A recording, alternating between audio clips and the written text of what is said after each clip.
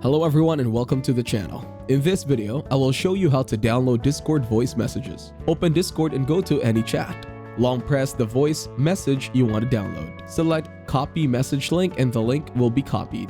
Now open the Google Play Store and search 1DM. Download the 1DM app and wait a few seconds. Once downloaded, open the app, choose your language and select the download location.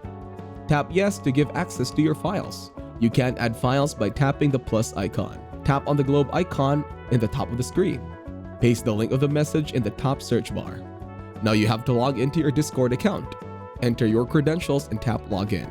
Tap the three dots in the top right corner and switch to the desktop site. Go to direct messages and choose the voice message you want to download. Tap on the voice message and a window will appear. Select the file to download and then tap start. Select the path for the downloaded file and start downloading. After downloading, you can play it on your device. Thank you everyone for watching. Hope you got some value. Make sure to like the video and subscribe to our channel. Leave a comment down below. See you in the next one.